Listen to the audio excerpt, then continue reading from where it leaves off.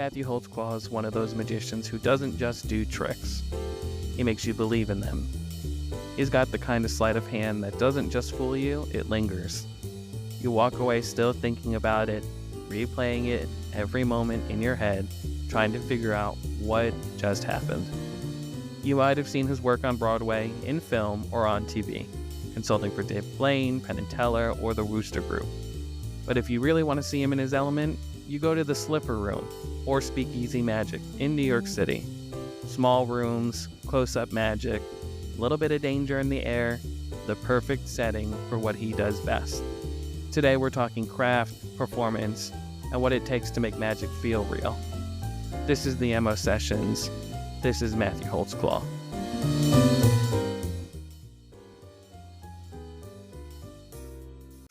Sure.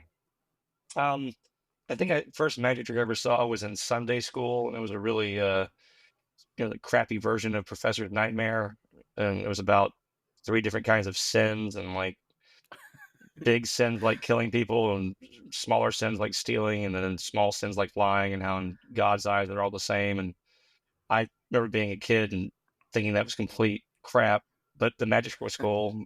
And then I got to examine the ropes too. I was like blown away by the trick, but at 8 years old, I thought that was a really lousy message. But then I went to a magic shop that was only open from the time I was 8 until ages of 13, so a little window of time. Mm-hmm. And it's called the Magic Shop in Panama City, Florida, on Highway 231, like a little shack. And the guy just sat back there smoking the whole time. Had no foot traffic, no business. But I saw some of the first good magic I ever saw in my life there, and I learned some things. I bought books. I got the Amateur Magician's Handbook. That's my first book, and I got a hot rod, and I got like little tricks like that.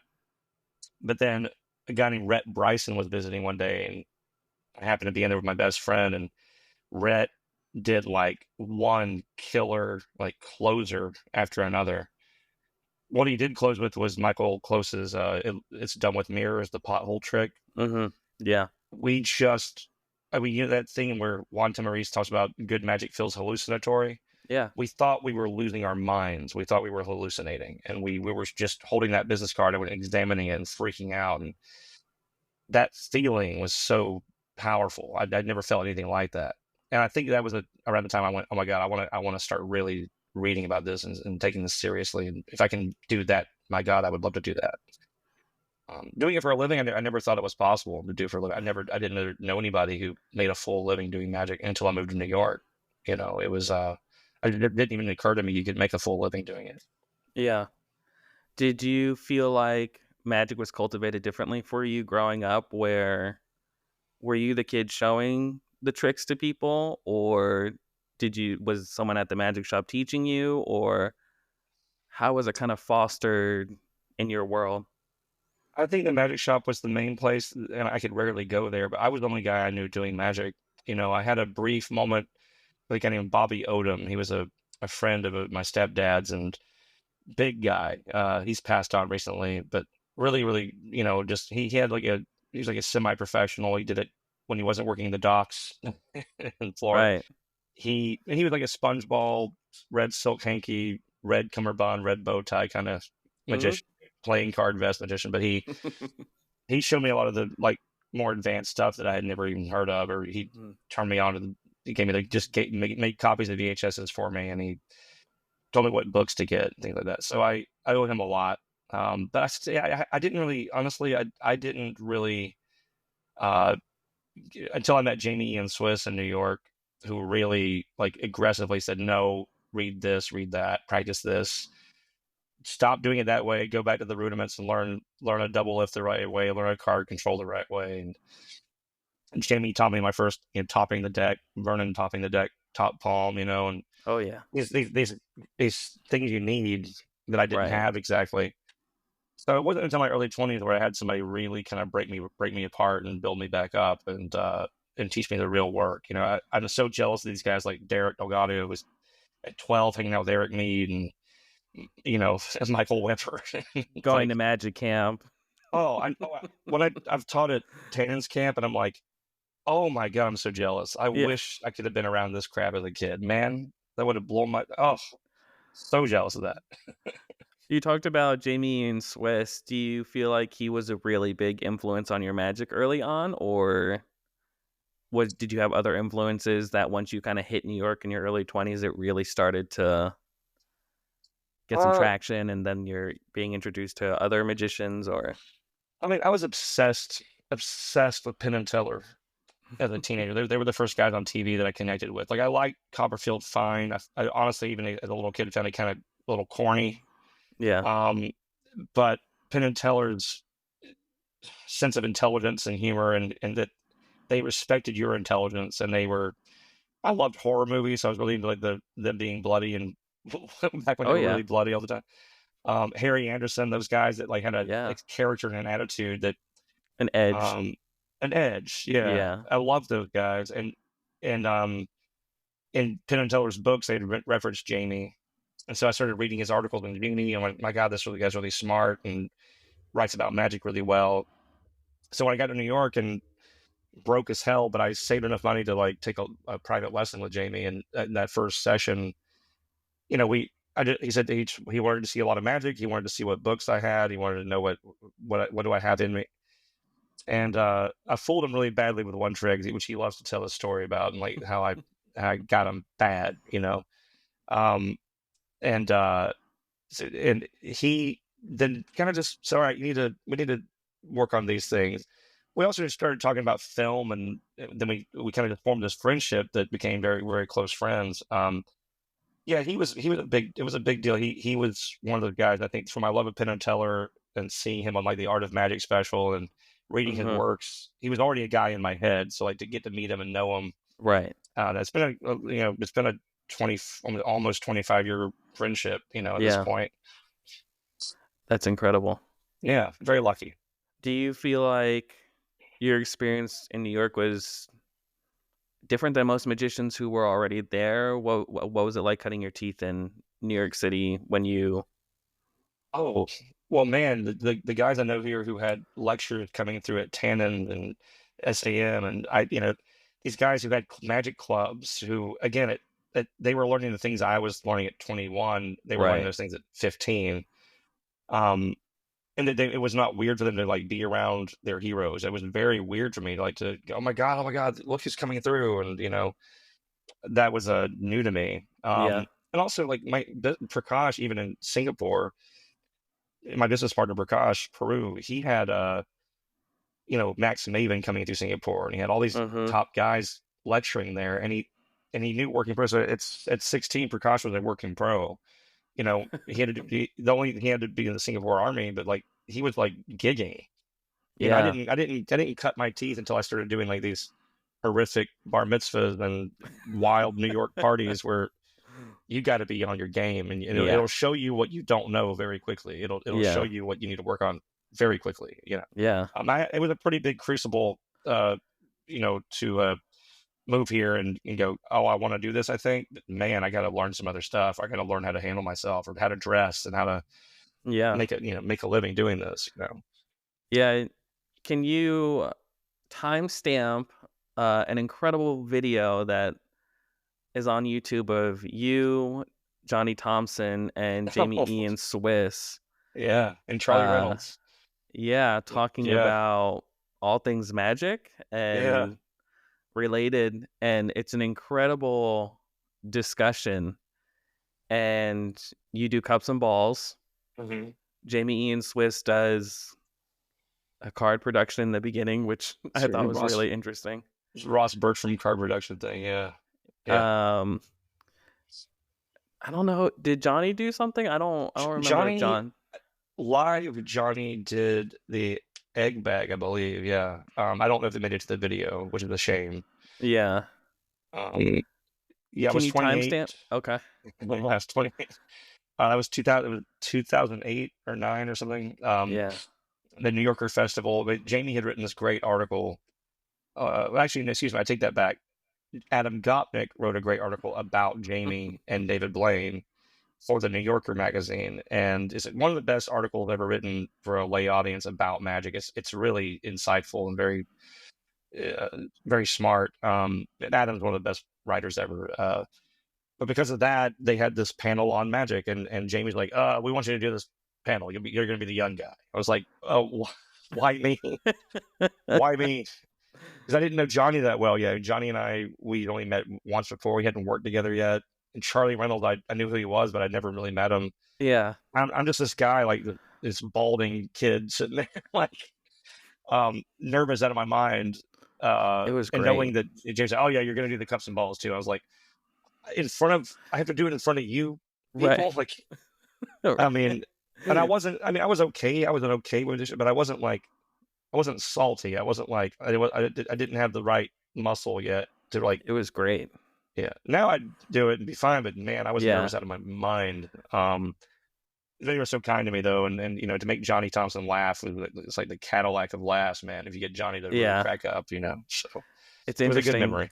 It's interesting because I watched that video because the discussion is great, and it's also one of the rare places we can see you on video doing some magic. Yes. And it's interesting because the camera kind of, I don't know if you've ever, how many times you've rewatched it, or if you've ever I can't rewatched stand it. to watch that. I've watched it once or twice. I can't stand watching that stuff. There's a moment where the camera cuts over. I think you're doing cups and balls, and the camera cuts over to John, and he's watching you in a very proud way, Yeah. almost as if like this kid is gonna, you know, he's got the been chops. I definitely watched those little moments. But I think there's a moment where I make him laugh. Yeah. I say something like, I'm rolling my sleeves up, and I just had this line. I would say, you have to pardon the solid, unforgiving sinew of my forearms. Yeah.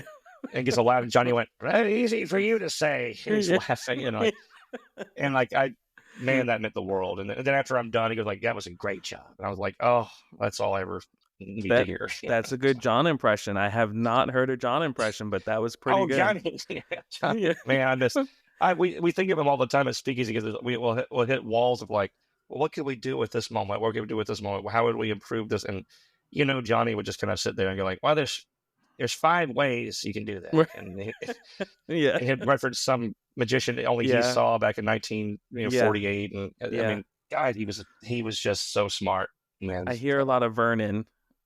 I get a lot of me and my circle. We do Vernon and spot on Vernons, and it cracks us up. Yeah. So yeah, they have a similar kind of way of being. I didn't know Vernon obviously, but like, man, we all know the videos of him. Yeah. But Johnny was one of those. He and Vernon, he always saw each other. They were contemporaries. They were like working around the same time. Yeah. But God, the size of his hands and the fact that he could do all that Vernon stuff, and he really studied it and really cared about it. He could close up, stage, parlor, illusions. He was curious and hungry about all of it, and also crucially kind and gentle. And if he didn't like you, he'd make it clear, but also I don't know, he was just such a good, gentle man. Special guy. He knew how to not do what Vernon did for magicians and make you maybe quit magic or change your life entirely. No, that said, if there was like somebody, a tasteless magician who'd be in his face, he'd go like, what a fucking asshole. He'd say that kind of stuff. Ask the guy who left. Yeah. But he would be generally like, there's a better way to do that handling. You gotta actually, can I show you? And he'd show you, I've heard nothing but great stories. I've heard a good majority of the stories, the good, the bad, and the crazy. Yeah. Brilliant guy. So what an opportunity that must have been. Yeah. So you're in New York City. You've done this panel. Let's fast forward to New York City. Kind of had a weird moment, especially in that time period where it's definitely was not the magic scene that it is today. Right. New York City once again has become like a world-class place for magicians to come and congregate again. Very jealous that I missed that bubble. And you guys have 69 Atlantic, and you have Speakeasy Magic. Talk to me about what it's like being, I don't know if you're aware of it, but you are part of a resurgence of this happening live. It's it is funny. I think you nailed it. I'm too on the inside of it. It does hit me occasionally. I mean, I get to walk to work. I live a mile from the show, and I walk there and back, and it's eight shows a week. It is great time to be me as a magician, because it's Yeah. just like, I think Mm. the kid back there in the magic shop never imagined that as possible, Right. and it's a good magic show. I mean, we're very proud of it, Yeah. and people come who are indifferent to magic or flat out don't like it. They're being dragged there and they leave going like, I didn't know I could enjoy this. And get This is destroyed. really, yeah. And it's mostly close up magic. It has a grown up attitude to it. I don't know. It's funny. I remember what it was like before this resurgence. I think it was still seen as kind of goofy and dated, and I don't know what my role. I don't know what my role in that is. I know that like when I kind of got into burlesque in 2010, I'd been a fan of the nightlife sort of variety show formats and for made for adults. And when I kind of got asked to be part of that, I figured I need to work on something that will keep a bunch of people who are drunk and horny their attention. So I'm not stripping. So what do I do? And Right. I had been doing a quick little cigarette thing of like a cigarette appears and vanishes, and then a beer appears, and I was sort of doing that. That turned into this like longer silent thing that had a I've been told has a sensuality to it. Yeah, without absolutely. so I think that attitude, I'll take credit for some of that, like trying to have magic be uh have some sophistication and some sensuality and some, Yeah. I mean, what I could never stand was and that, forgive me for saying this way, but cruise ship way of Hmm. performing manipulation, where it's just all grinning and winking and Right. getting the audience to clap, and Hmm. and I don't know, it just lots of colors and umbrellas, and I don't know, Yeah, it was never my thing. I like how Alex Boyce, since he was 19, since I met him, does this beautiful, elegant dove act, and it absolutely. has a stoicism to it, and a Hmm. beauty to it, and a command, and it's that Channing Pollock thing. It's Hmm. that, you know, um, I just hadn't seen it in a while, and I kind of I wanted to play with that, Hmm. and I think that the two of us, I can take some credit with that, that we've kind of set a tone as far as like, here's what the show is, guys. Like, here's what we think magic can be right here. It's not a bunch of half-assed jokes and then a little Right. bad magic trick. It's like Right. magic, miracle magic. Hmm. Like that's what we hope it can be. Yeah. Do you feel like with the focus being on quality magic being introduced more to the audiences, do you feel like are they being a little discerning about it, or are they kind of shifting, or do you see that your audiences and people coming in are shifting their perspective on the art of magic? Well, yeah, like I said, we regularly hear people say that they what the first magic show they've ever been to, and or one that wasn't a kid's show at a birthday party, um, or wasn't forced upon them by like a corporate event. I think there was a giant glut of like comedy magic, which is the phrase. I mean, I think Penn Jillette's the first person I ever heard say it. Was it comedy magic is usually neither. Yeah. It's like it's not funny enough to be stand-up comedy. It's not magic enough to be magical. Magical Yeah. enough to be magic. Yeah. So what the hell is this blob of crap Right. that we're Hmm. making people watch? And it's not to say that we're not funny at the show, speaking of the magic, or that magic shouldn't be funny. I don't entirely agree with Fernand's thought that the only laughter that should come from magic is the laughter of amazement. But like, it's not a bad goal Yeah. to at least I mean, Prakash Peru was the first one to go like, yeah, it's magic. It should be the magic should work. It should be killer magic, and then Yes. that should be the thing. And Williamson has Hmm. that down. Mullica had that down. Like Hmm.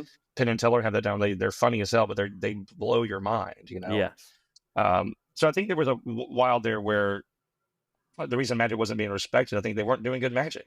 Hmm. That's Yeah. the Yeah. end of it. Yeah. And they didn't have a venue like what they did for us. We owe them so much immersive that made this. They built us a whole venue, Hmm. and made it. Um, it almost demanded you take it seriously. Yeah. Like you kind of what they put you through to get into that room Yeah. puts you into a headspace where you're like, where are we? And Yeah. this is a lot of what is this? Yes. And when the first thing starts to happen, you kind of are forced into just you're confronted with it, and Right. in a good way, we hope. Yeah. That's very cool. It's very cool. I think it's really important that you guys are not that you guys are responsible for it, but just in magic in general, with the way it's going, that quality magic is being presented. And it's not just New York, it's Mm. Chicago, Yeah. California, all the little Nashville. My Yeah. buddy just went to Nashville, and he said House of Cards is incredible. You know, it's That's one of great. those things that so there is a resurgence in live magic. I'll say too, we have to give credit to, I mean, just the internet. I mean, like Yeah, magic's more accessible now to learn, to do, to see. I mean, um, I don't think people can tolerate that, what if for whatever you want to say about TikTok or whatever, and I really don't love magic on camera. I don't love it online, but right. it has made people able to discern some things. And I Mm-hmm. think that people can discern music and film and dance, and Right. it's ubiquitous. They can go Yeah. find it. Magic, you can't find live magic easily. So, Right. but we also have a big stand-up comedy revolution right now where people have their favorite comics and Mm-hmm. they specials are constantly coming out. Yeah. They can tell a hack when they see one. I think Yep. they can go like, "Oh, that guy's just doing an hour of crowd work, and he's just look how clever he is. Yeah. Can he write a joke?" Yeah. I think with magic, they can see it, and I think honestly, Penn and Teller Fool Us has made it's showcased magic better than most anything Mm-hmm. has. They want it to look good. They want the magic to look good, and they treat you really well when you do it, and they don't want you to look silly. Right. So I think it has the audience has some taste they didn't have before Mm-hmm. about magic. It's Um, also being cultivated for the audience as well about what they're seeing and what's being presented magic wise to them, yeah, and which is yeah. really interesting. I've watched audiences like these late night audiences. They're fairly hip, man, and Mm-hmm. they're Oh coming yeah. out to see kind of adult entertainment, and by adult I mean just grown up, smart, funny, Um, and then some guy will come up and audition, or a magician will come in and like start making all these hack jokes, and you can hear them. Yeah. You can just they don't even groan. They just sit there dead silent, just like Yeah. fuck you. Why would you say Yeah. that? By the way, can I curse on this? I'm sorry. Yeah, absolutely. I'm a No. sort of sailor. I really No. am potty No, it's mouth. fine. But you can feel them just like resenting the guy, Yeah. robbing them of their precious time, Yeah. and then doing a half-ass magic trick. Yeah. Yeah. And that's like, you've seen it 1,000 times, and like I think that like Penn and Teller, number one, respect the audience's intelligence, and Yeah. they're not afraid to talk about big ideas because Yeah. audiences are smart. Mm-hmm. Those are scientists, doctors, lawyers. Those are people who studied something out there. Mechanics, people who care about stuff. Yeah. Yeah. I Yeah. think it's interesting, comedy and comedy magic in general. I'm old school, so like Don Rickles and all that whole crowd of guys, just the roast era of comedy, it was always just great. Hmm. Um, and I do have my opinions about some of the younger guys. Some of them are hilarious, and some of Yeah. them I'm Yeah. like, they're gonna be around for that 15 minute. Yeah. They're gonna Yeah. get that paycheck and they're gonna clock out in 5 years, and that'll Yeah. be it. So, I mean, um, I think audiences can tell when you really care about something, when you really, you brought a show for them. I think audiences, when they got a babysitter and they paid for the cab and they got dinner and yeah, they bought tickets, they would like you to yeah, bring a show that you wrote, that yep, you plan to entertain them, and they're yeah, in good hands to hand over their power to you for a little while. Like yeah, they really want that. And when you just kind of loiter the stage or fart around for a while, I mean, like I've seen entire magic acts where this guy's farting around for a while before he gets to the fucking the oh yeah, yeah, oh well, it's a white baby, now it's a black baby or whatever. yeah, yeah, I yeah, don't yeah, know, whatever. yeah. Yeah. I think it's thinking about quality magic. I don't know. There's a video out there somewhere of David Williamson, a very young David Williamson, doing. I think there's 2 or 3 videos of him doing matrix sequences, and Mm, you could just tell he's a young conjurer, right? So he's mhm, respecting his props, he's respecting the coin mhm, purse. There's just a way to go about it where you're respectful towards it, not just mm, pulling stuff out and putting it down and doing all this stuff.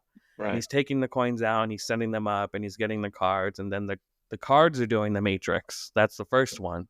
Mhm, mhm. And then now it's the coins, and there's just a certain way of just going about seeing a young David Williamson in his world of magic exploring these things. Mm-hmm. And what he's putting out is quality. There's another Yeah. one of him doing a coin and wand sequence, and the way he's just handling the wand, we know him, Yeah. he's Yeah. very loose with it, and Yeah. but the way he's holding it is very, studious. Like he's studied Mm-hmm. and he's twirling it and he's Mm-hmm. tapping and he's doing all of this stuff, and Yeah. it's inspiring to see a young David Williamson, like, just so much respect for just like the silly things that he's doing. Like, oh, there's a coin over here, but it's Yeah. gone now, and then this whole thing, it's Well, quality. he's still such a student of it. He's still learning it. He's still practicing it. He's still curious about it. And I think that's the biggest thing, is that if you just treat this as a thing that's stagnant and is just a way to get a paycheck, Right. okay, fine. You can still be good, I guess. But like the guys I want to be around, the guys who are like, they know that it's limitless, and it's a place they can always learn from the past, or work on what they currently have in their repertoire. But I mean, I imagine, I saw David Williamson a bunch, but at Magi Fest a few years ago, he was sitting by himself, sort of in the lobby, and I kind of plopped down next to him, like, hey, I just want to say hello. I think you're great, and blah blah blah. And he was very nice, and he was like, you want to see something? I was like, yeah, sure. And he went on to pull the living shit out of me. I mean, Yeah. like, and again, and it was so natural for him. It wasn't natural. It was natural for David, how David's Yeah. hands work, how his body works, how he Mhm. sits. And he's He's dressed like a mastered it. farmer, and he's got his legs wide. He's having me shuffle the deck, but he's already called out 2 fours of a kind. They're under both Right. knees, and I didn't see any of it. It just went right by me, man. Yeah. But he can really talk it. Like Yeah. they had us teach a class at Tana's camp together, which is like, what, me? What? Why would I? It was like me, him, and Adam Elbaum. Like, why am I here? I'm like one of the kids. That's funny. But hearing him talk about it, he can really reference the things and talk about the Yeah. magicians he knew, and Mhm. and he hates to hear this kind of thing. I was like, man, you're one of those guys you used to look up to. That's who you are to all of us. We Yeah. all like revere you, and Yeah. you have those stories. Give me those stories, the stories of Yeah. Vernon, and then we want to hear Yeah. it. Yeah, it's amazing. I feel that way with AMR, regardless of Oh the yeah, controversy. I think I went to go see AMR. He was just here for a lecture, and just regardless of the contents of what he's lecturing on, just seeing him work is, yeah, yeah. I mean, I don't know if you have, but for people who are listening, if you can find the Revelations videos, get them, watch them. They're incredible. It's a contrast of who MR is now, but it's interesting to see the progression of him and where he took those moments and where he progressed through them through time.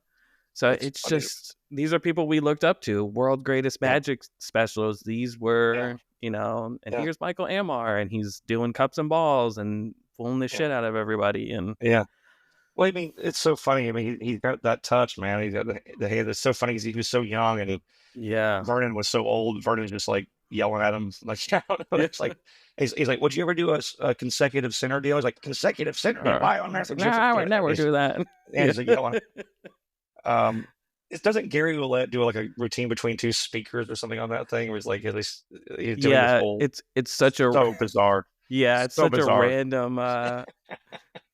That's one of my favorite parts. Is like, we're doing good, and Vernon's grumpy. I would never do that.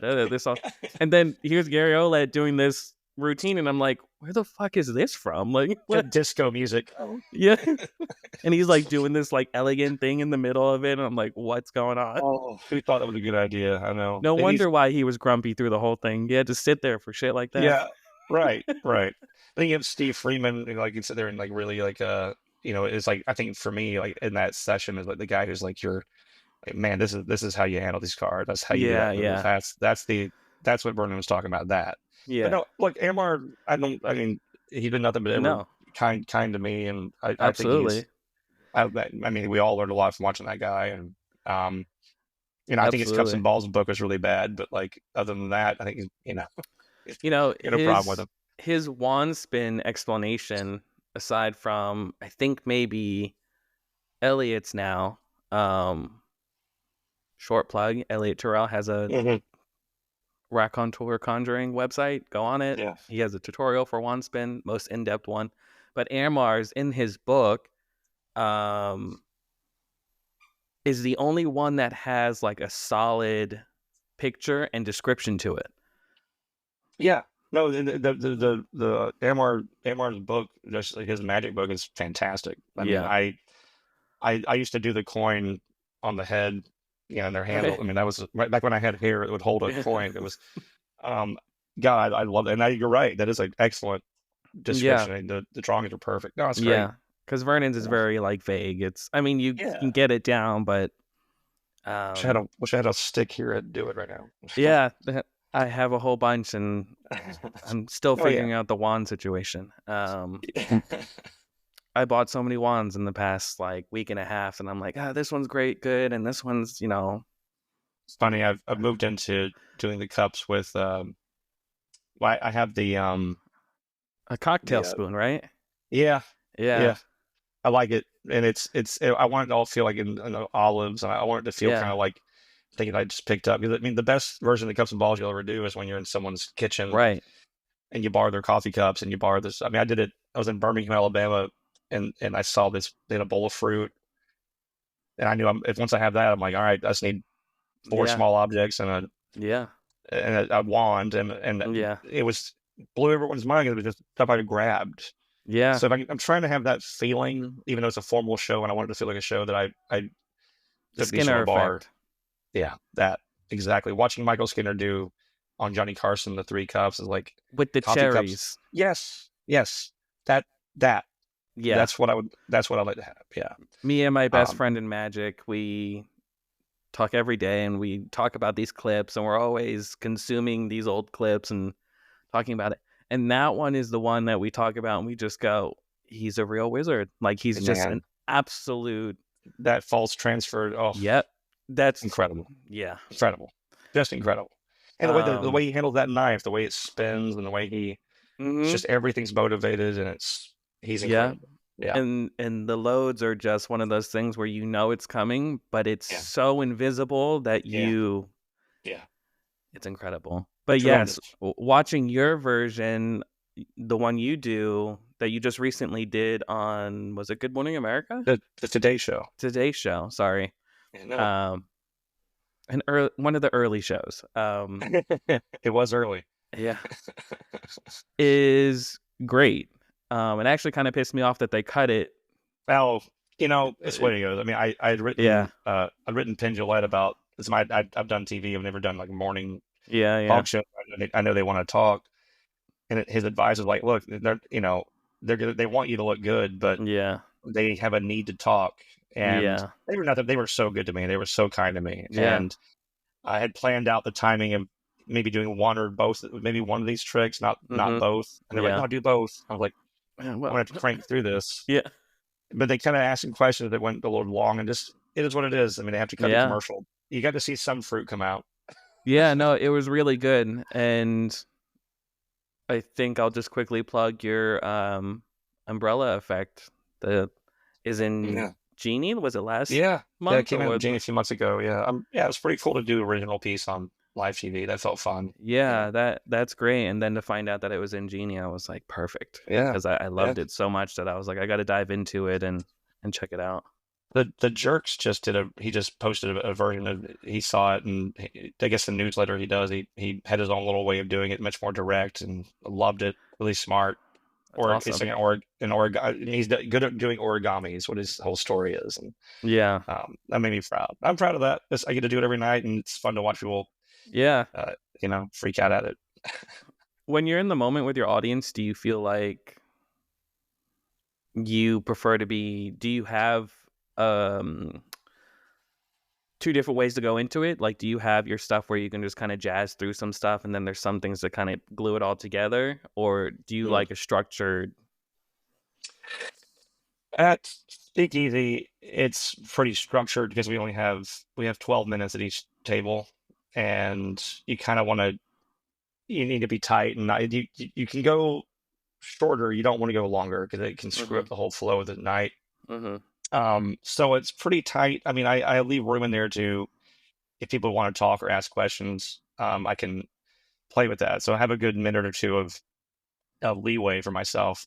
When it comes to working, in, like not outside of the show, I do want it to feel like we're here. Aussie Wind is a great way of putting it. That um, it's not the first time this trick has happened. It's the only time it's ever going to happen. That's the way Yeah. he wants it to feel. And I think that applies to just not only the trick, but how you performed it. Like today, if you were here, you get to see this crazy thing happened, and the guy Right. was really there with us, really talking to us. And Mm-hmm. the mantra I have before I go on for anything is like, all right, let's communicate. Let's really talk to them and really listen to Mm-hmm. them, and let's live right now. Let's be right here, and don't Yeah. the second that if it starts to feel like I'm doing a script, which Mm-hmm. it is a script, it Mm-hmm. is written, it is Yeah. typed, but if it starts to feel like um, a bunch of bits, or Yeah. I think modern audiences resent you for it. I just saw Teller. He was in town they were doing the Today Show, and I was talking to him about that, about like how I like how natural Pin sounds. Yeah. He really is he really is there presently. Mm-hmm. But man, you hear these guys where it's just like they're just performing at you. I think modern audiences resent you. They Yeah. really are like, ew. Yeah. Why you went from the fun guy who was in a conversation to this automaton who, Yeah. you know. So yeah, I don't know if I answered your question or not. You did. I kind of have a love-hate relationship with scripting, Mm, because I'm a writer, so it amongst all the other hats I wear. So it's difficult, like if I'm doing a screenplay where we're mm, talking about strictly dialogue and descriptions mm, of scenes and things like that. It's just dialogue, right? So mm, it's like, and then at one point I tried to apply just script to something I was working on and try to make it feel natural, and it didn't. So mm, I have a love hate relationship with it, because I think a lot of the young guys coming into it go right into, well, when I was 5 years old, I came, mm, I went to the magic mm. shop and I found this Yeah, pencil, and yeah, I think it's good to start with, but I yes. think you got to kind of like break it up a That's little bit more. I see it as a flow chart. I see it as a there's that old thing about like, I mean, I did a lot of theater, and you're doing Shakespeare, which is like, well, you're not Mhm. going to change this. This is not what we're Mhm. going to riff. Then you see Mark Rylance do it, one of these great Mm. actors who can do it, and you see like, God, it sounds like they're just thinking of this stuff. They're just saying it for the first time. And it's because Mhm. they don't know. They walk out. Great actors sometimes walk out and they don't know what they're going to say. They have it Right. memorized, Right. but they don't know how they're going to attack it tonight. And Mm. I know when I sit down at those tables and speak, I know what I'm going to say, but also I'm open to what if they say something else to me? What if Mhm. they throw me a curveball? I need to listen and respond, and Right. or at this joke that I have that you say jokes because you hope they'll laugh, but Mhm. if the audience feel like you're asking them to laugh, they'll also resent you. And Right. so, Yeah. can I rephrase that joke? Can I make it feel fresh to myself? Can I go with what I'm actually feeling in the moment and say that Mhm. instead of that precious joke I have? Yeah. Um, I do think scripting. About all this thing, I think about audiences. They want to feel they're in good hands. They want to they want to feel like you're taking them somewhere, that you have them, you got them, that Mhm. you have the confidence to just guide them where we're going to go. Really, they're the one in charge. They're the Yeah. one that they can go, well, yeah, that's great. I'm going to get on my cell phone now, or Right. I'm going to actually have a conversation with this person now, or I'm going to get Right. up, go to the bathroom. Yeah. Um, it's this illusion of who's in control. Really, they have it. They bought the ticket. They're the boss, Mhm. but they want to feel this illusion that Right. we have somebody who knows how to plant their feet on stage and command the space, and take them somewhere. And Yeah. so it's a complicated. And I think to do that, you have to get the sense that I think crowd work is great. Mhm. I think we got a little too. It got a little too with TikTok and everything. It got a little Yeah. too. I sound old as shit saying that, but like it's just like No. it's a little overrated. Yeah. It's nice sprinkled in there. Yeah. You didn't hear George Carlin do a lot of crowd work. You didn't Yeah. hear, Yeah. Yeah. you know. Do you feel like there are moments when you're performing where someone, however they got there, they do pull out their phones and you're like, oh shit, Um, we're pulling out cell phones. or Uh, a cell phone. I'm pretty sure with you you it's have not. to. I'll say this: if you're on stage, you should probably ignore that Yeah. unless they're being disruptive, unless they're like having a loud conversation or they get on their phone. Yeah. You kind of need the audience to kind of get a little annoyed with them too, Mm-hmm. because they can't see that person. Mm-hmm. They have no idea what you're talking about. They're like, Yeah. they're wondering why you aren't still doing the show. Why are you Yeah. distracted by this person? And it took a Mm-hmm. long time for me to learn to like let them be. They're on the phone. Doesn't matter. Yeah. They're Yeah. texting. Who cares? Yeah. Just focus on the 99% of people who are watching. Close up tables. If someone does it similarly, I'll kind of like I might look at them briefly, like everything okay? And that's Mm-hmm. Jeff Kellogg's line recently. Is like everything okay? Everything. And then they go, oh, and they put it, or Right. if they're really going for a long time and it's kind of right in front of me, I'll go like, there's a bar. If you need to go have a phone call, you can. I'm Yeah. trying to go with kindness first, Yeah. Yeah. and then Respecting whatever they're doing on the yeah, phone. it might Yeah. be it might be really important, and Yeah. Yeah. it's also everyone else is watching, Yeah. and sometimes they'll self police enough if they kind of get a sense of like, wow, that is really distracting that you're doing. They'll self police and do the job for you. I Mm-hmm. think Yeah. the heckler shutdown thing. I mean, it has a place and it can be very funny and Mm-hmm. the audience can love you for it, especially if that heckler earned it by being Yeah. disruptive and that now you're like, hey, and they will find it heroic, but at the same time, I don't know. I think it's a little overrated. I think often you kind of like just keep moving. Again, Yeah. I asked Paige a lot about this thing. And like, look, I don't, most of the crowd is having a great time. Yeah. Why would I break the trick up to deal Yeah. with that idiot? Yeah. I feel like it's a little bit different in today's world. I haven't performed. I'm building a show to perform, and I've showed certain people the full, dress rehearsal, and Mhm.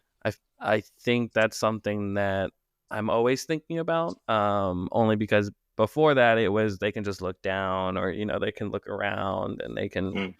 And now it's like, boom, we're on TikTok, and now we're doom scrolling, and then it's like, Mhm. what's going on over there? Like you said, is everything okay? Do you need to step off the table for a moment? Do you need to? Right.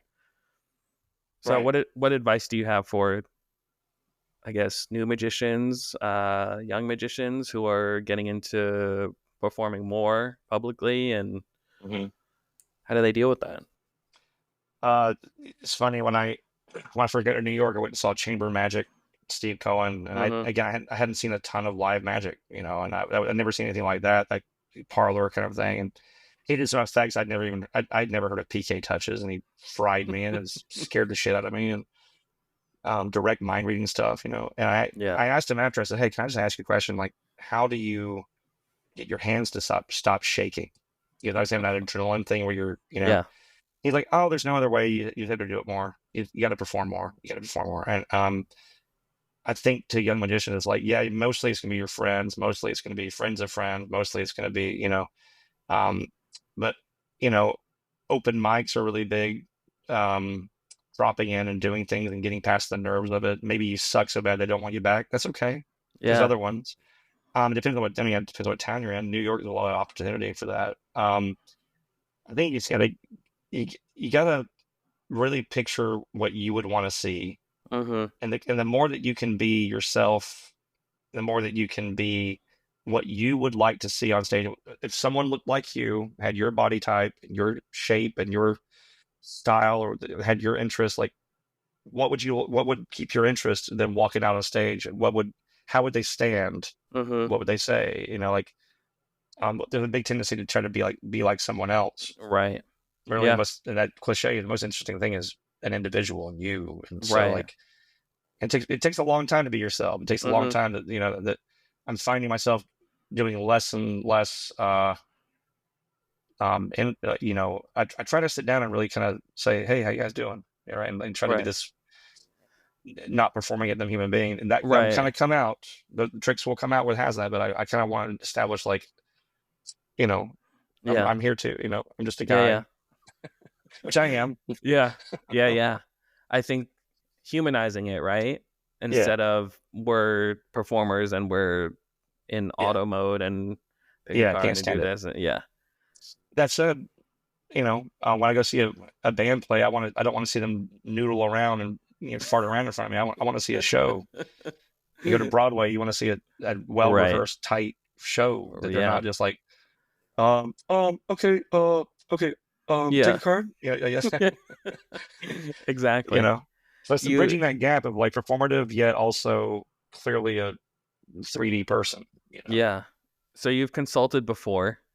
Hmm. Um, what do we've talked a little bit about advice on dealing with audiences a little bit. What is the difference between and how you should shape yourself, to be more yourself, which sounds crazy, but I mean, it's true.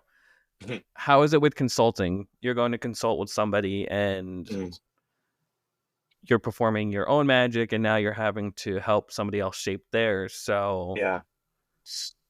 or Um, whatever it is you're consulting on. How is, yeah, I don't do that much anymore. I did it for a good while. It was kind of like bridging my theater degree with magic, I thought. And I had some good shows I worked on. I mean, I'm like, working on Play Dead with Todd Robbins and Johnny Thompson and directed by Teller. That was like the peak of, it was a horror play, seance that's that cool. three of my favorite people on earth. And that was a highlight. And I was really kind of just supplementing what Johnny was doing. Yeah. Um, and then Teller and I worked together on production of like Beth, and that was such a big deal for me too, around the same time. And I'd say a lot of projects were very frustrating. I found it very frustrating to, and I always regret saying yes because like they're like Mm-hmm. they already have the costumes designed and being built, they have the set built, they have the actors, and then like, can we put some magic in here? And it's like that's just not how good magic works. That's Right. not how good special effects work. Yeah. Plugging it in, it looks like what it is. It was plugged Yeah. in, and Yeah. dealing with, you know, I don't know, magicians are, for all their many faults, they tend to be self-made and they tend to be kind of practical as far as like what they know can and can't happen. And so it's easy to work with magicians on sleight of hand to kind of take what Jamie taught me and pass it on to other Right. magicians. That's fun and all. There's only a few directors now that I think if they wrote me for the right project, I'd say yes to it. My friend Chris Mm-hmm. Marino, we've done 2 productions of Dracula, Oh, and nice. so much fun because he really understands everything I just said about like you can't just plug this in. We got to build a set around these Mm-hmm. Dracula appearing or vanishing. We have to build a set around someone being staked, having a Yeah. stake shoved in their heart, and it Mm-hmm. looking good, and the blood coming out, and like we have to talk about blood tubing, and we talk about Yeah. like black art and all these Mm-hmm. things. And if you have someone who cares about that, Chris, I would lay in the street for, but like Yeah. I think in a lot of ways I'm kind of done with saying yes to a lot of consulting. I mean, I did a production of Carrie, and it was really fun. The Carrie the musical, and Oh, nice. levitations and Yeah. telekinesis and moving things. And like, though it turned out well, and I'm very proud of it, I was very frustrating because it was like, you have to have the lighting designer on your side, the costume designer Mm-hmm. on your side, the actor on your side, Mm-hmm. when you're, I did a production of Witches of Eastwick where the main actor I had to work with, she just would not, she wasn't up for doing anything. Really? Huh. And so I said to the director, I don't know what the hell to do. Yeah. I Was don't know she what to playing a do. witch? No, he's playing someone who's being affected by witches, so like Oh, I'm like, coughing up things and yeah. things are spewing out of her mouth, Yeah. and um, but didn't want to do any of it. And so I was like, well, I don't know what to do. I'm here. Yeah. I'm here in town. Yeah, you got me for this Yeah. time. What do you? It's interesting So though. yeah. It's very. I find it more frustrating. Rick Baker's a makeup artist I admire and love, and Yeah. he put out a 2-volume book about his entire career because he's retired now. And almost every movie he was on, it's just a horror story of dealing with egos and Wow. actors and directors and budgets. And I read that, I went, yeah, I think I might be done. I think I don't want to. I don't want Note to do to this shit anymore. self: don't Yeah. consult. I'm mainly a performer. I like walking out on stage, and I'll consult very rarely now. Yeah. But I think it's really important as not just a magician, but as a performer as well, to understand that. Like, don't cross Yeah. it off your list if that's not Yeah. something. If Um, if Teller calls and wants to work on a fun project, I'm like, yeah, yeah, in a of heartbeat. Because course, like that's, I know it's going to be cool, and I'm going to learn a lot. of But course. that's about, yeah. Other than that, I'm kind of like this. Yeah. Broadway, yeah. For me, Broadway was a little overrated. It's like Broadway is just a word, doesn't mean anything. It means like a bigger pain in the ass. My uncle always said something very similar because I always asked him, how come you haven't done Broadway? Well, I've consulted. He goes, but I don't Ugh. want to jump into that world because it's different. He always liked the independence of off Broadway or the Yeah, smaller theater productions because right. everybody wants to collaborate. Everyone wants That's to, right. you They're know, excited. yeah. So it's Here you really got a interesting. union guy who's like pissed that you're even talking to him. Right. Like, yeah, not into it. Yeah. Um, I think it's really interesting to think about. You were talking about the elements of how certain things are plugged in and they're just not going to look good. It reminded me of the new Nosferatu movie. I don't know if you've Mm. seen it I yet. saw it. Yeah.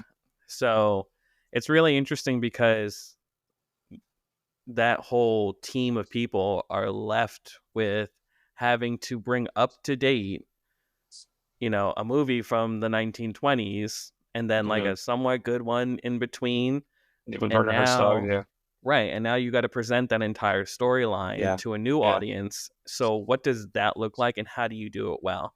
So funny is this remake of a ripoff, Yeah. like, yeah, Yeah. Nosferatu it's ripped off Dracula in the 1920s, and Yeah. yeah, I thought it was an achievement. I mean, the look and sound of that movie is kind of like so consistent, and yeah, they had to go somewhere different. I mean, it wasn't just putting a mustache on him; it was like they had to Yeah. almost flesh out Right. why does he want her so badly? Right. What's the human story? Even though Right. he's It's Phantom not of the human Opera. anymore. Yeah, yeah, It's exactly what yeah. it's Phantom of the Opera. It's um there's certain things like the mustache, like the cloak, like Hmm. him being humanized to make it look Yeah, like he's just dying inside because he's a yeah, vampire. And right. I think that's important to note. It's the same thing with magic. There's certain things that like they're just not going to look good. They knew that the 1920 version of Nosferatu, where you're bald and you look like an alien, and there's the long Hey, I fingers. take that personally. What did you? We got to cut it here. Sorry. Uh, um, yeah, I think it's yeah. There's certain elements where you had to recreate this entire world again and say that looks Yeah, ridiculous. right. But if there was this count person who was Hmm. dying because he's a vampire and wants this person, what Yeah. does a rich count look like who has unbelievable wealth and Hmm. internal life for immortal life forever? Right. So He's also paid a dark price to have that. I mean, it's interesting to think about the whys of magic. That story has magic in it, and I'm always like mhm. thinking about like not that I don't think I showed this very often, other than maybe like a moment of like trying to make the trick work. Like the magical cause of making a trick work to advance. But like, what does it cost you to make a deal with the devil, or Mhm. what does it cost you to drink the blood of the living, and Yeah. and I love that kind of magical thinking of good storytelling of that. Mhm. Is magic easy? You Yeah. just walk around and just snap your fingers like Tim the Enchanter from Yeah, yeah. Holy Grail, like is it just you just point at stuff and fire it? Is it cost you nothing, or Yeah. is it exhausting? Is it invigorating? And Yeah. thinking about these things, I'm not quite on the world of being like, I'm sorry, an apology to other guests, but like pretending I'm a wizard. I Right. like I like the push and pull of Yeah. this is a trick, and I'm just a guy, but yet Right. it We're not feels sure. real. It Right. feels real and Right. approachable. I like that juxtaposition, and Yeah. that's just my personal taste. But Yeah. I do think when you're doing the magic, I think it has to be committed. Yeah. And I'll say something too. I think it took me a long time to not have an ironic distance from magic and not have an ironic distance from the moment of magic, where I was Mm. like lightly taking the piss out of it while I did it, Mhm. but where you commit to the vanish, you commit to Yeah. the feeling of impossibility. Because Yeah. I didn't always, I think in my uh, the lack of experience, I was afraid of it. I was afraid of being magical in some way. Yeah. I mean, we talked about like just that Skinner effect, right? Like being able to, before you're revealing a card, take a moment to, I don't know, Mm. maybe fix the corner or, Yeah, feel the yeah, card. And the people yeah, are like, just fucking turn it over already. yeah, Look, yeah, yeah. It's And so so great. you just So kind of like great. Yeah. casually turn it over and everyone just explodes, right? So it's Yes. like, Yeah. it's It's that. tension and release, Yeah. and you got to build the tension somehow before you can release it. And, yeah, I think I wonder where I'm gonna go as I get older. Like I'm 40, but about to be 46. So the past, you know, 25 years of New York City learning to be a magician. Um, and now it did become a job at some points where it was just kind of a thing I had to go do, and that's not good. I wanted to continue to evolve.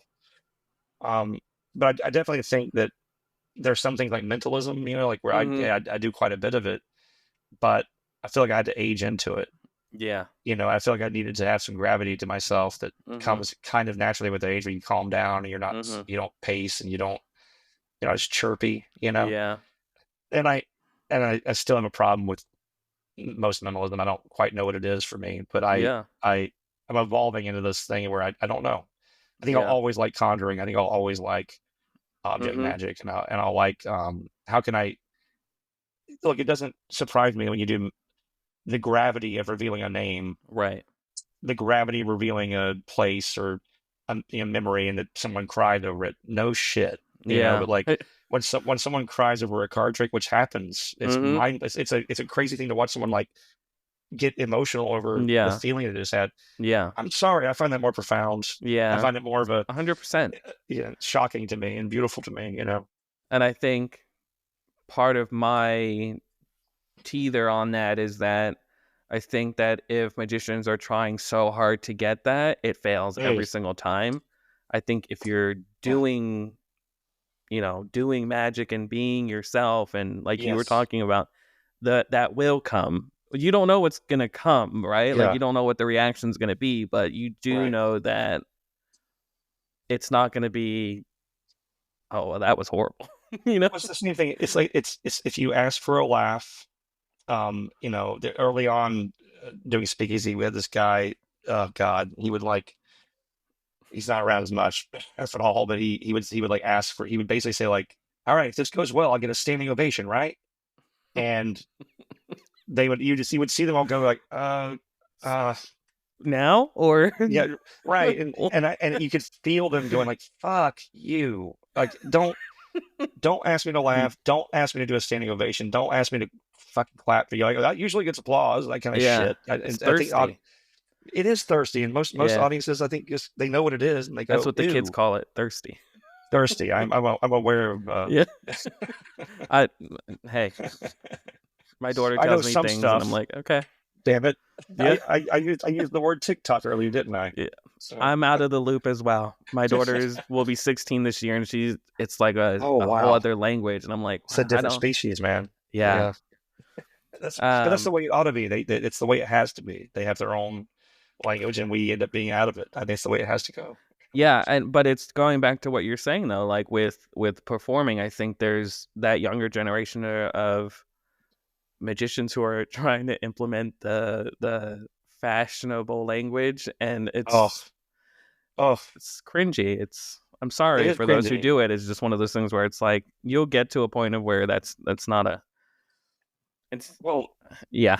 I I think think that could be an entire episode on its own, but it's Jamie quoting Max Maven, but I've heard Jamie say it a bunch. It's in magic, if you're 10 years behind, you're cutting edge. yeah, And that's what's wild is watching guys who are still stuck in 1980 something, yeah, or guys still making Monica Lewinsky jokes, or John Wayne Bobbitt when they cut a rope or some shit. And you're like, it's just like, man, I don't think you know, uh, yeah, I mean, I'm all for being current, but also like yeah, read the news occasionally, maybe update your jokes. yeah, yeah. Yeah. It's interesting. I just watched Bill Malone's videos series and love Bill Malone, not shit Yeah. talking him at all. But No. there's that time period of when he was performing, he was able to get away with all the things that he was Bill, whoa. yeah, doing and saying and gently touching and that sort of thing. Oh yeah, right. But even like he was doing I think the Slidini Silks or something like that. And Yeah. there was some jokes in there that I was like, oh shit. Like I mean, I'm famous for always going back to Penn and Teller. Same same way Penn always goes back to Bob Dylan about everything, is that Yeah. with Penn and Teller from day one, we're not going to comment on someone's appearance. Yeah. I don't care if they have a blue mohawk, we're not going to mention it. Yeah. We're not gonna comment on their sexiness. Yeah. We're not going to touch people in a sexual way. We're not Yeah. going to even. By the way, they've for the most part had they them as their gender, as their pronoun. So what I want them to do, what I like, they don't know who they're dealing with. It's a person. There's a whole person in front of them. Why are they Yeah. going to treat them like a Yeah. prop? And the corny thing. I mean, God, watching Copperfield grind behind a woman doing some stuff, and like, so especially after what we know, so fucking gross. Yeah. What do we know? Yeah. Let's unpack that. No. Don't. Yeah. We know a lot of women have said some pretty foul things, and Yeah. fuck his library and his Yeah. fucking collection. I don't need to see it. He can eat shit. That's That's what we great. know. How do you keep your magic fresh? Like, how are you? Because you're busy, scheduling people to come on. They're like, hey, I'm doing this and that and that. So Yeah. I got like 2 hours, and I'm like, okay. So it's Oh yeah, it gets. I mean, look, it's keeping it fresh. When you're doing some of the same things all the time. I added a new thing to the cigarette act recently that I've been doing it in a similar way for a couple of years, and I decided something new. It's kind of when it hits you. I mean, a lot of it's sitting down and playing with ideas. It does get harder the more that you're doing it professionally, the more you're doing it for money. It does get harder to make new things. That said, when I was with Teller recently, looking at his notes for new material, they're just cranking out new stuff all the time. That's all they do. really, And it's just they're always making new things, massive notes on a trick, like just pages and pages of notes on a trick, and that's just what they do for 50 years. We're going to work on new stuff. We're going to. So the end of the story is I'm just lazy. I'm not the fact that I'm not working that hard doesn't mean I'm not as I am lazier than them. And the umbrella trick, which is the only thing I've ever really published, I've kept a lot of things just for myself. But that was my wife and I were in a bar, and they had the little napkin umbrellas. Like, let's make a trick with one of these. And I was like, yeah, what would the trick be? I often have a toothpick in my mouth, so what if and I do this napkin trick already, so yeah, sometimes it just kind of coming. Tell you what, I'm not creative with. I'm being honest. I am not creative with card magic. I can't really, I can't think of new effects in card magic. I've only thought of a few that I feel like are mine, but like for the most part, man, it's like God, they've taken the meat off the bone with that. They keep bringing up new ideas all the time, but it's like I like reading I'm very big on reading the old stuff, and yeah. I love reading old magic and trying to find something in that. So when it comes to me making a new thing, I'm too busy reading the old stuff to do it. Maybe that's just an excuse. Yeah. Trying to be honest with myself, Yeah, that's kind of been my love-hate relationship with developing what I'm doing, is that I know what I can perform, and then I was like, let me just kind of expand it a little bit, and I was like, let's really hone in on cups and balls because and so like buying different props, and now I'm doing coins and cylinder. Like, I don't know if it's gonna make it in stuff, but the fact that we're playing with it and understanding it and where it's gonna go, and then taking a week and being like, you know what, I hate all of it, and just like scrapping all of it is like also really important to like understand that world as well.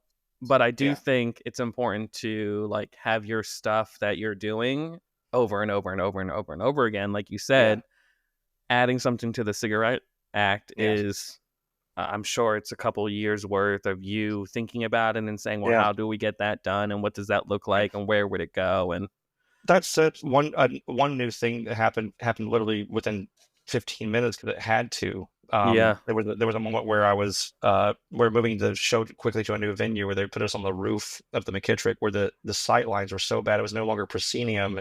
There was like people to my left and right, almost behind me. Yeah, and I had a moment where there was a old cigarette, kind of like Tom Mullica teaches, and it's this beautiful thing. That's got the worst angle here, where you're just seeing a cigarette, and so I was like, well, I can't do that there. So what do I do? And I found a way to do something similar, but angle proof. And I built it really fast, and it became permanent. It became a thing that's just in there. And so necessity is the mother of invention. Yeah. Sometimes you got to be pushed to find it. But I mean, honestly, doing the same shit all the time gets boring. So it's just fun. If I have the option of like the slipper room and I have these stages I can go be on, why not why not bring out new things? You know, the hardest part of speaking thematic is that the hardest part of putting new things in there is not overlapping with someone else who's doing something similar. We want the audiences to see all different stuff. So I've had great ideas for things. I'm like, well, I can't do it. It's just too Yeah. close to these other two guys, Right. and you know, so why bother bringing it in? That's interesting too. Yeah. Being in an environment where it's like overlapping material may not be a good idea. Yeah, you're gonna have that if you work gigs with other people. If you do any kind of variety show, I mean, my God, I was at the Slippery Room one night, and I was all set up for the cigarette act. Everything's in every pocket, all the pins, everything's pinned in. And there's this guy visiting from out of town. And he's doing magic. I was, oh, hey, what are you doing? Like, well, I'll do a cigarette thing. It's like, what kind of cigarette thing? I was like, I went, I'm loaded up to do my whole cigarette act. Do you have another act? It's like, no, it's the only thing I'm doing. I'm like, shit. So I took everything out, ran to the store, bought some fruit, got a knife.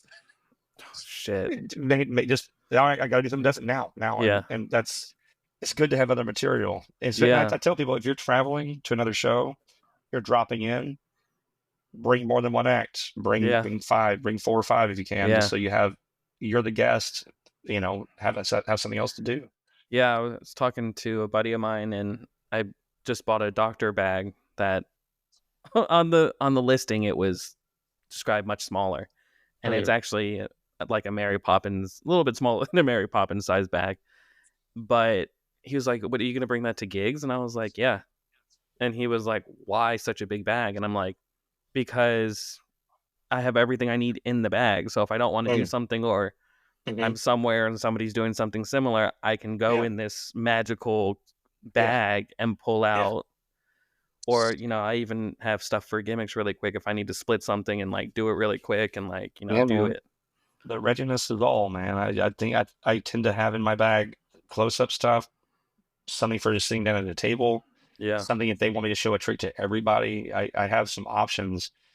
I'm not somebody bringing two gigantic bags, but I have stuff I can do. Right. You know, and that just comes with time too, knowing that like, I mean, I had this problem at a gig, and I'm not gonna have that happen again. And that's it's a shame it takes so damn long to learn these things. You know, you can't be taught this stuff. You have to really get out there in the trenches and learn it. You know? Well, it's like cups and glasses too. Like I have a wine glass and a low ball just in case, like wherever I'm at, they may not have one. Yeah. And if that was like one of the middle piece of the 3 things you were going to do, then you're SOL. So That's right. Exactly. So, you've taught at Tannen's Magic Camp. What's one thing young magicians think is important, but it really isn't? What's something that young magicians think is important, but it really isn't? It's a riddle. Damn, that's a really good. Rubik's cubes. I'm kidding. No, that was. But I slightly agree. Okay. That's a very good. Oh, I think. Wow. Yeah, it's funny. The kids I met there are just incredible. You know, they're really, really, really incredible. So good, like really advanced. Like I don't know if it's just the internet or what, but Eugene Berger had this thing about like that he was paring down what tricks he actively did. He's like, I used to do like 30 tricks. I'm doing around 10 now. I think I'm moving in the right direction. I think you got to have a good repertoire where you have a big variety of things you can do, but I think it's really nice if you can focus on what it is what are these handful of ones you can master or get what you can just do in your sleep. Yeah. I don't know. I think it's important, but it isn't. Yeah. I don't know. They seem like they're all doing it pretty well. I mean, I think the kids are all right. I think they tend to, be more sensitive, more kind, more open to the world than the generation before them, and I think, okay, well, I think that right now, as far as current, if I had to talk about today, I think there's a lot, there might be the Spanish school influence, but there's a lot of, I just do card magic. Yeah. I just do stack stuff. I'm just getting really excited about cards matching, and I'm screaming for no reason.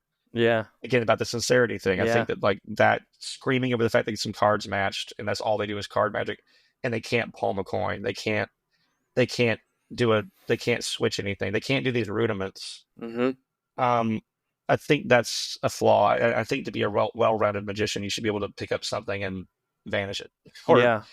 or Yeah. have something hold something out for a long time and have no one know it. Yeah. Yeah. Uh, Yeah, I agree with that. okay. One other thing. Shit. While we're at it, I think that there's a fixation because of the camera, because of online magic, of it being purely visual, or Mm-hmm. is it good for camera? And it's Yeah. like holding coins always here when almost never, no one on earth ever holds one, so they'll put Right. it into a drink machine. Like there's just some stuff of like motivated movement of like Yeah. they aren't. And I saw that I was showing them some vanishes. I was like, I was there at this like table, and I said, look, there's something to these things are all really cool where you're doing all these like all that stuff, but Mm-hmm. you could also just Yeah. you know, and I Boom. had a I had a ring of kids freak out. Yeah. I said, you guys want to work on that? Yeah. And we did. We just worked on motivated false transfers, and they were screaming. Yeah. And that's the kind of stuff I think. I don't know. Yeah. I'm bad at Doing answering specific questions. I end up just going into like a big no, but it's like word salad. it's like it's like Goshman. I just watched Goshman's Magic by Gosh video, Yeah. which my best friend just told me is online, which I was like, who the fuck posts that? Anyways, so there's the ending piece of it where he's talking about he's pretty much ranting about magic clubs and all this other stuff. And he pretty much is talking about what you're talking about making it look good and making it look a certain way. Like it would really bothered him that magic was being presented in a way that it doesn't, you're the magic, don't go off of, it's good to learn the script, but just keep in mind that like audiences are there to see you. You're the magic. You're the one that Right. you're captivating them, Right. the eyes are on you. So Speaking of a dated joke, the thing about like, hey, sit close. I like to get fresh. And you're like, gosh, man, Albert, no. yeah, I mean, that whole video was great because the two ladies who were helping just flirting with them the whole time and like Yeah. like submissive dominant sort of play that's like say yes it's like Yeah. say go and I'm like, oh shit. Oh, Albert. It's great, but there's, and even like you were saying with the vanish, the way he was vanishing coins and things like that is just, it's just crazy. The drop, the Yeah. pitch and all of it is Oh, just, and there's so many other ways, and and I don't think the gang signs looks good. never heard someone say that. That's really funny. Yeah. Yeah. It's good for sitting in your bedroom doing magic for each other on camera. I work around people, and I'm not saying one bit of that. I'm saying I mainly work surrounded by people, and It's about who you are. yeah, Yeah. and there are bold vanishes where if you know what a wand does, if you know what, I don't know, those things matter. And I think that it's not that but then once I showed those kids that, they were so hungry, and they were like, oh yeah, and next day they're showing me, they're working on it, and Right. they understood what I meant, because magic doesn't exist. It doesn't exist here on this thing. I'm sorry. Mm-mm. Magic's, you got to be right there in that same room with those people. It has to happen now. And I think making that clear, you know, What do you feel? Would you say because magic is evolving? I feel like in the last 5 years, like coming out of the pandemic, it's kind of evolving very quickly. Would you say for the younger audiences or new magicians coming into it, that's what's exciting about it for you, about where it's headed, is that you're actually like, here, pick up Sack Sleight of Hand and check that out, and they're like, oh, okay, yeah, sure, I'll read it, or tennis camp for sure. That's what's so yeah, cool is that they want the books. They want to know, I'm bad at predicting where things are headed. I think that the more that technology becomes, like, especially we get into like things like we're really kind of nebulous, like AI and things like that. I think people, if they can dismiss what you're doing, if they have an easy answer for what you're doing, then your trick sucks. yeah, No matter what, no matter whether it's technology or not. And that's maybe again why I kind of enjoy conjuring, is that mm-hmm. they know it's me, and maybe Yeah, that's an ego thing. Maybe it's I want there to be, they know it's me, but they don't quite know how it's yeah, me. mm-hmm. Um, that we passed around the joke that they're selling this pad, this like beautiful drawing pad that will go straight to your phone and computer, and it's made for artists to have two copies of what they do. Yeah. And it's a regular old pen and a regular old pad, and Yeah. it's that's not great. If that's ubiquitous, Yeah. that ain't great for us. So Yeah. there's stuff like that. So when it comes to like the newer generation of guys doing it, I think they're just going to be influenced by YouTube and Penn and Teller Fool Us, and that's their Mm-hmm. SNL. SNL was where I saw Penn and Teller or David Yeah. Letterman.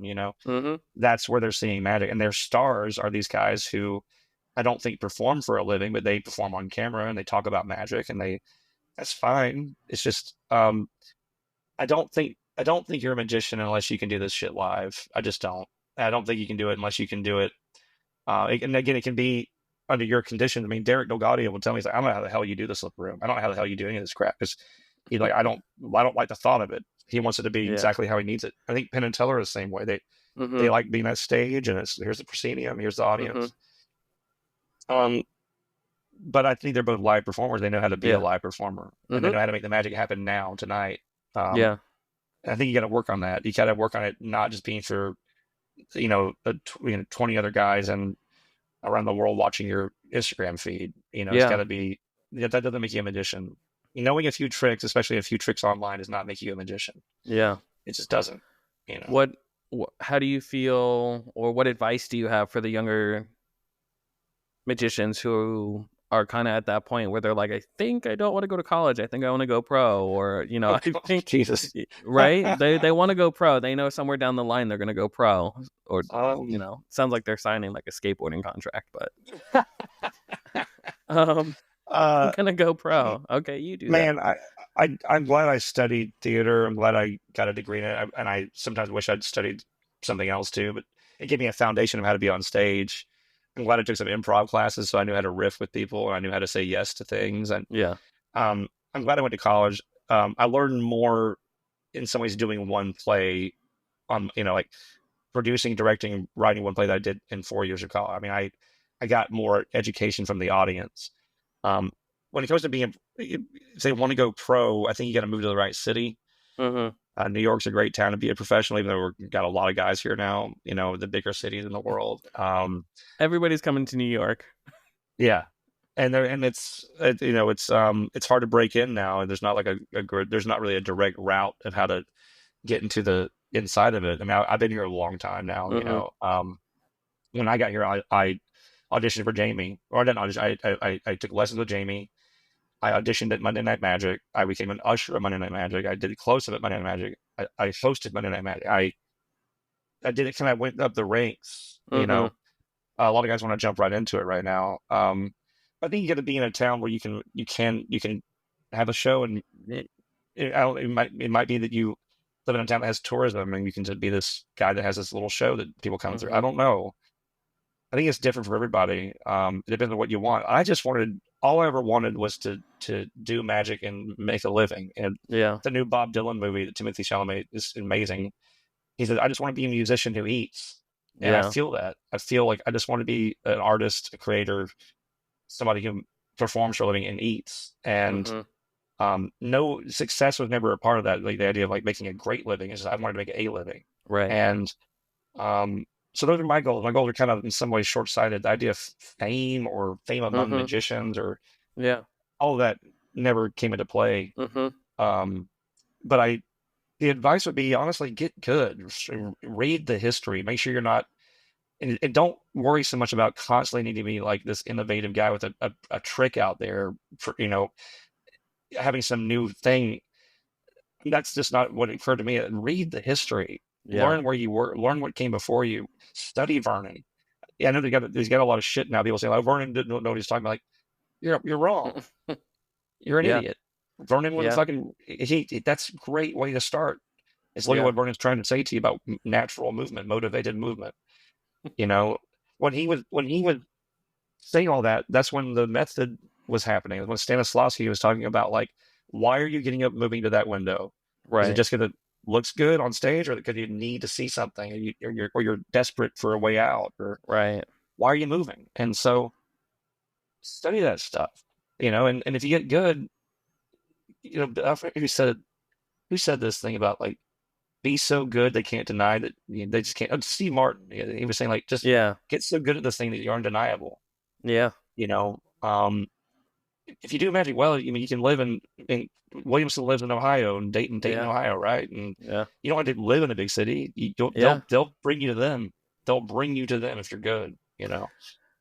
Yeah, I think it's that interesting concept. It's the old way of magicians as well, where we don't always need to congregate, together and perform in Hmm. the same areas. And, magicians would tour, the United States and wherever and Yeah, do their show at certain theaters. And even close up, they've built their own situation for them to perform in. Like we don't. yeah, So I just think it's kind of like, and you could live in Dayton, Ohio. You yeah, could yeah.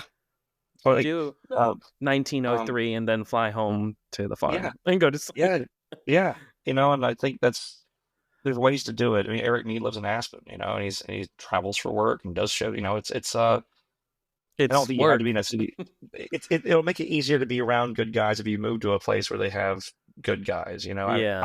I definitely leveled up when I got around regular working magicians who taught me stuff. I think finding a mentor, finding someone to guide you the right direction, to clean you up on the things you taught yourself that need a little tweaking. Um, Learning how to ask for help, learning how to say, someday I'd love to know the work on that. Mm-hmm. If you ever felt like you could share it, I would love. Um, would you have a look at this? I need some help with this. Mm-hmm. Rather than like show me that.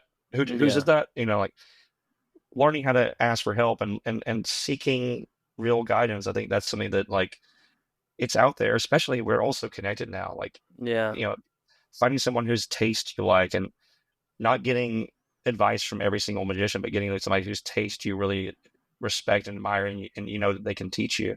Yeah. It's huge. It's Yeah. huge. That was a big leap forward for me. Yeah. And to this day, I'm around all these great magicians at the show.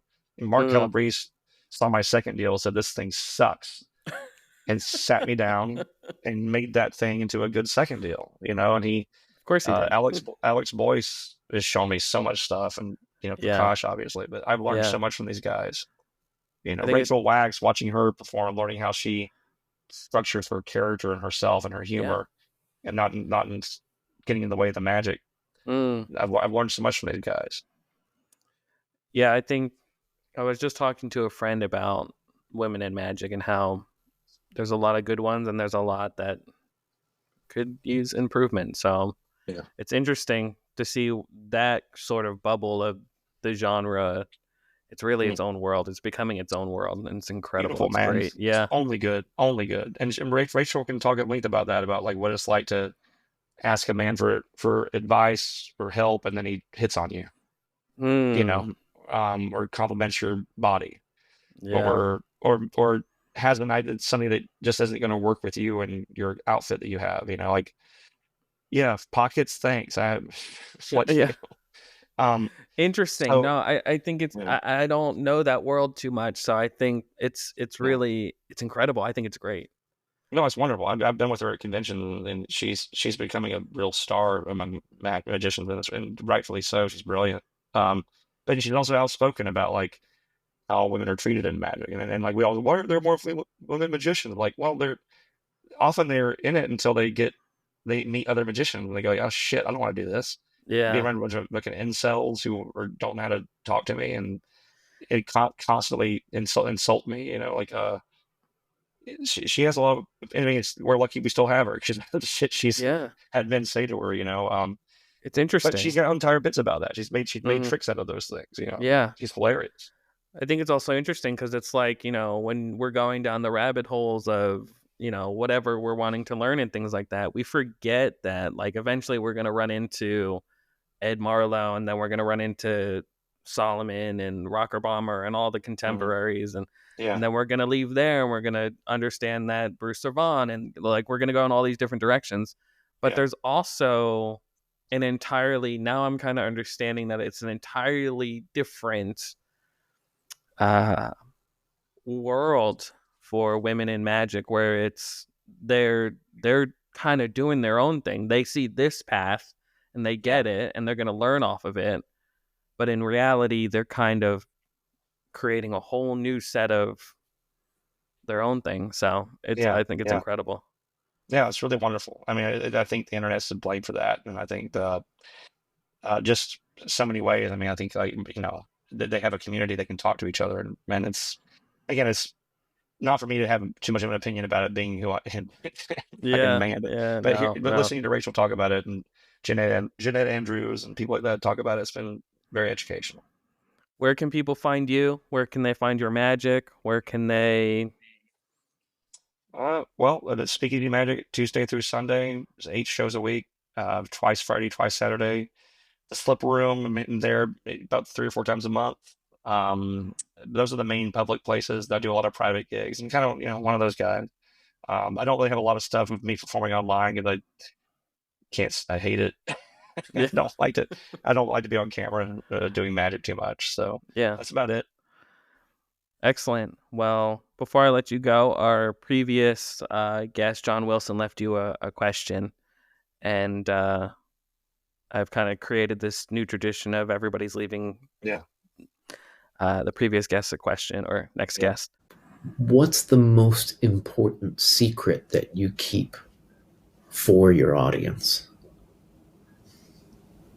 Most important secret I keep for the audience, I think, it's just that the performer is the most vulnerable person in the room, the most frightened, the most afraid of it going wrong. And though there's an air of confidence, we're all really hoping this goes well, and we're quite a raw nerve. And no matter how good you get, you're still going to have a little piece of you. It's like, let's go. And I think unless you've ever performed anything or spoken in public, you won't know that. But that's a big secret. That's the biggest secret of magic, of any performance. Excellent. Well, thank you so much for taking time and sitting down with me and chatting. And I'm sure our paths will cross at some point. Yeah, man. Thanks for asking me to be on here. It was great talking to you. Absolutely.